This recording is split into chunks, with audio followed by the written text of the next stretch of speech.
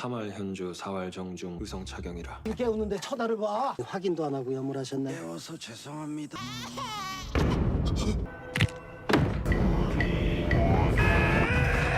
잼씨 기자말이시 공고노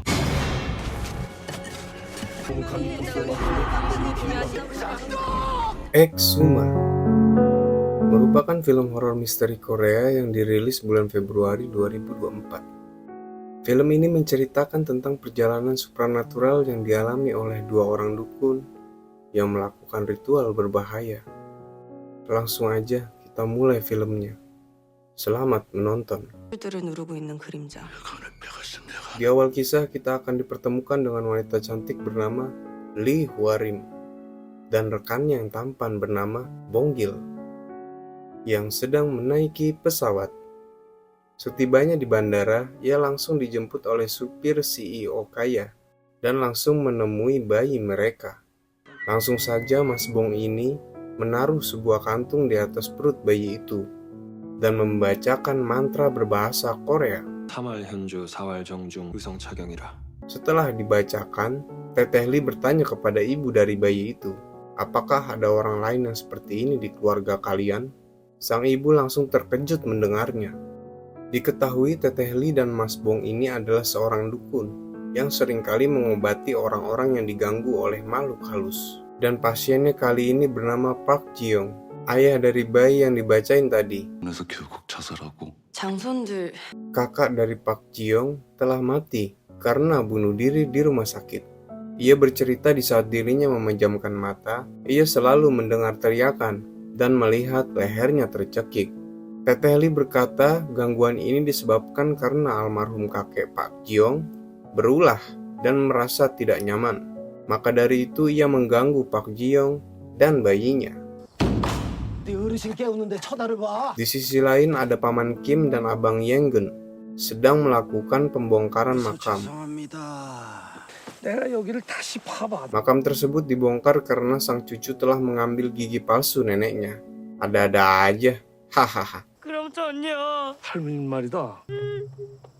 Setelah pembongkaran selesai, Paman Kim dan Abang Yonggen makan bersama di kediamannya. Tak lama, Teteh Lee dan Mas Bong datang. 자주 연락드렸어야 됐는데. Ternyata mereka ini adalah rekan seperdukunan di Korea. Mantap. Langsung Teteh Lee mengabarkan kepada Paman Kim apa yang ia dapat dari Park Ji-young.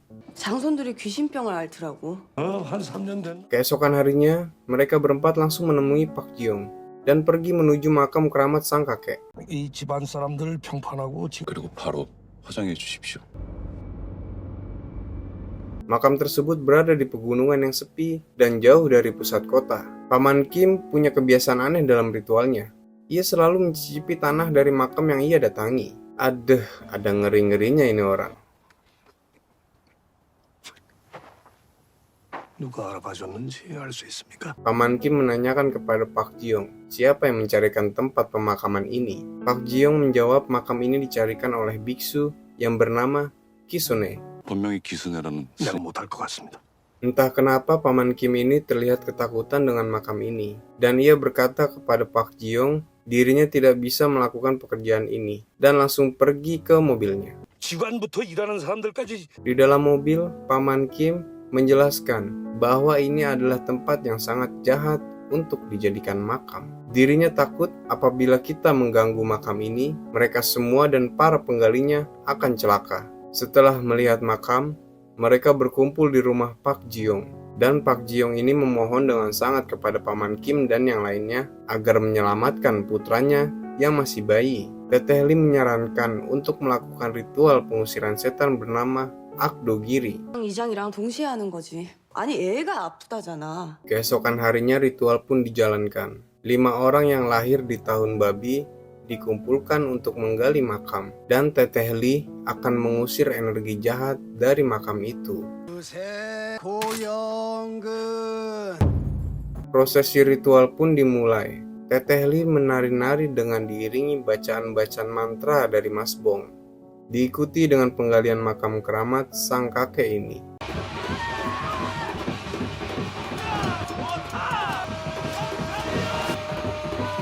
Setelah peti mati terlihat, Paman Kim dan Abang Yonggen langsung turun untuk mengeceknya.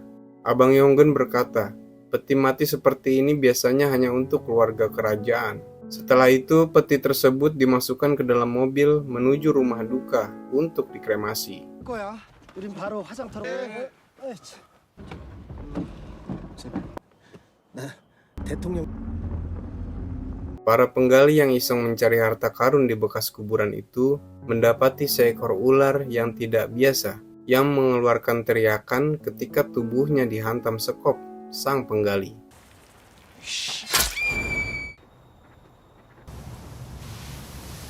Langit pun tiba-tiba mendung disertai dengan hujan. Paman Kim menjelaskan kepada Pak Ji-yong lebih baik menunda kremasinya karena sedang turun hujan. 장례 신고를 해야 하지 않습니까?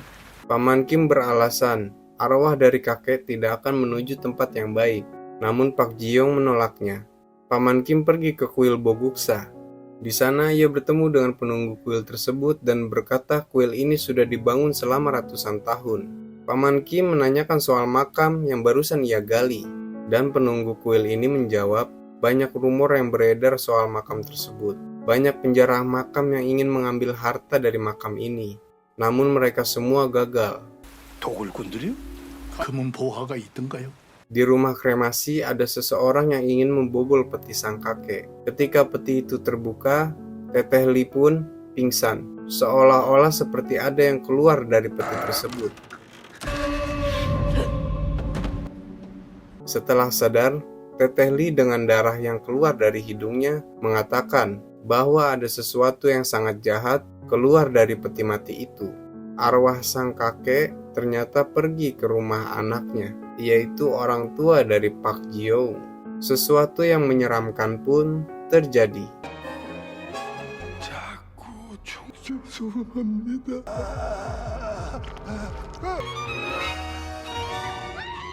Teteh Li mengatakan kepada Paman Kim bahwa dirinya akan memanggil kembali arwah sang kakek karena ia mengetahui sang kakek pasti akan membunuh keluarganya.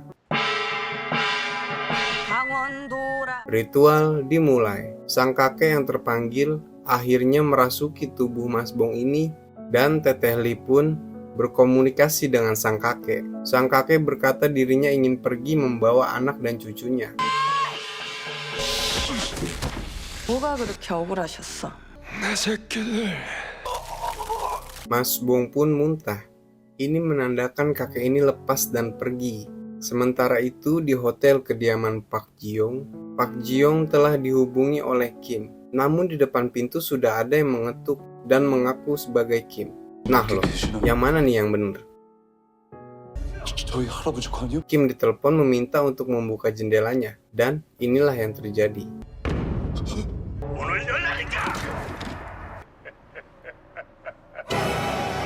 Paman Kim yang asli membuka pintu kamar itu dan mendapati Pak Ji-yong hanya diam berdiri menatap jendela. Dirinya telah dirasuki oleh arwah sang kakek.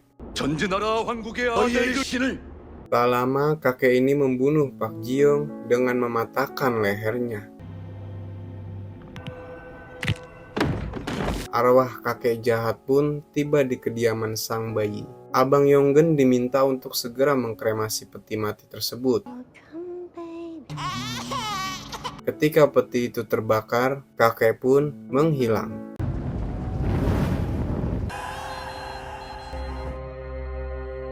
Masih ingatkan sama penggali makam yang membunuh ular aneh di pemakaman sang kakek. Dia sekarang sakit dan mengeluarkan air mata darah. Ia meminta tolong kepada Paman Kim untuk menolongnya dan mencari ular tersebut. Paman Kim pun mendatangi bekas makam itu. Ketika ia menggali, dirinya dikejutkan dengan jasad dari ular tersebut dan juga menemui peti mati lagi.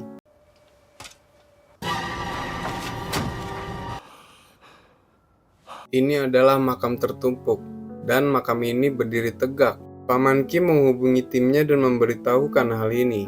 Setelah mereka menggali makam ini lebih dalam, terdapat lilitan kawat yang seolah-olah mengunci peti ini dan juga ukurannya bukan seperti manusia biasa. 그냥 놔둘 순 없잖아. Diam-diam mereka membawa pergi peti ini. Karena hari sudah gelap, mereka pun menumpang di kuil Boguksa. Penunggu kuil kaget melihat ukuran peti ini. 말씀드렸듯이 갑자기 이장을 하게. 이게 뭡니까? Bibi dari Pak Jiyong datang, dan ia menjelaskan bahwa biksu yang mengubur sang kakek adalah biksu dari Jepang.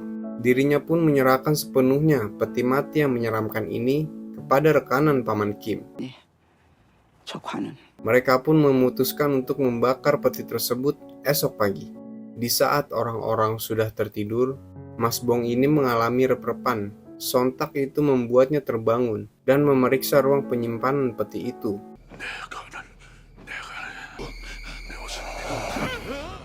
Ia mendengar suara ribut para babi, dan ia melihat sesuatu yang sedang memakan babi-babi tersebut. Ia pun membangunkan Teteh Li dan membuka ruang penyimpanan peti itu.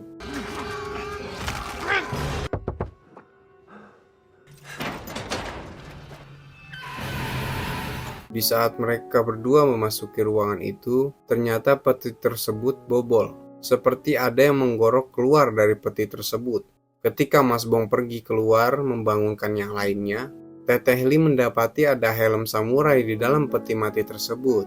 Dan tak lama, makhluk dari peti tersebut muncul di depan pintu.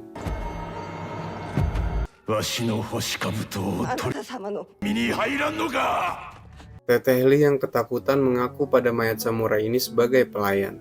Mas Bong yang tiba dengan menusukkan bilah besi ke perut samurai malah dianggap sepele oleh samurai ini. Perut Mas Bong pun ditusuk oleh kuku tajam dari tangan arwah samurai ini. Wah, makin seru ini film.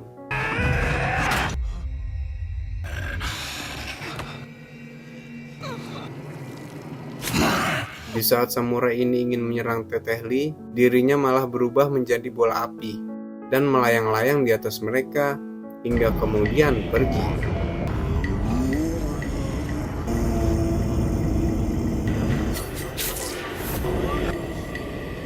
Teteh Li yang sadar akan Bong Gil yang sekarat menangis histeris.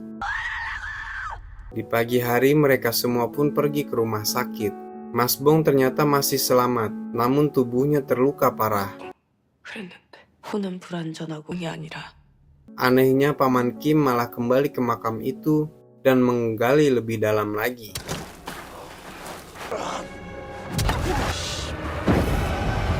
Sementara di ruang perawatan, Teteh Li melakukan ritual aneh bersama kedua rekannya. Mereka melakukan percakapan untuk memanggil sesuatu yang akan bicara melalui Mas Bong.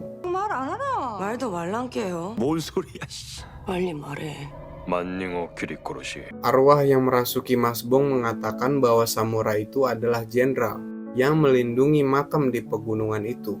Rekan dari Teteh Li mengatakan bahwa ini adalah hantu Jepang, dan ia melarang Teteh Li untuk berurusan dengannya. Paman Kim melihat jasad samurai itu di makam tersebut. Mereka pun akhirnya sepakat untuk pergi ke makam itu dan menyelesaikan tragedi yang terjadi. Karena melihat luka di perut Mas Bong yang tidak dilapisi tato doa, akhirnya mereka ini menuliskan doa-doa di seluruh badan hingga ke wajahnya. 주목나무까지만 유인하면 100%. Saat tengah malam tiba, samurai itu pun mulai menampakkan wujudnya. Teteh Li pun bersiap di pohon keramat yang telah ia ikat dengan mantra. Sementara itu, Paman Kim dan Yonggen mencari pasak samurai itu. Teteh Li menyamar seolah-olah dirinya menjadi penunggu pohon tua itu, demi mengalihkan sang samurai dari Paman Kim yang sedang menggali pasaknya.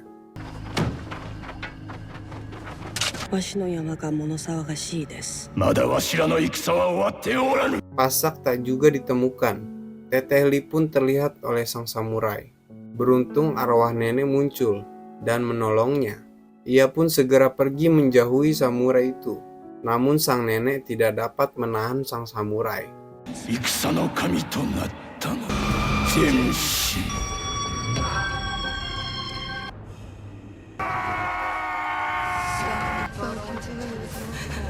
Paman Kim yang masih saja mencari pasaknya, ditusuk perutnya oleh sang samurai ini. Teteh Lee dan Abang Yonggen yang ingin menolongnya malah dicekik olehnya. 刻まれし金剛の恐怖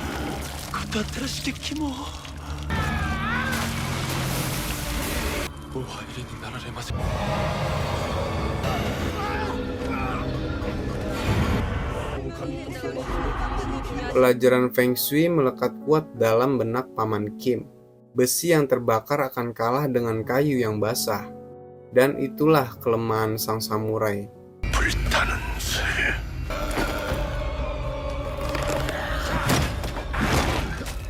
Paman Kim pun akhirnya membunuh hantu jenderal samurai ini dengan menusukkan ujung kayu yang basah. Mas Bonggil akhirnya selamat. Film selesai. Ending yang sangat bertele-tele dan kurang asem, guys. Terima kasih telah menyaksikan konten alur cerita film dari Mamang Dijip. Buat yang suka, please jangan lupa komen, like, dan subscribe channel ini. Wassalam.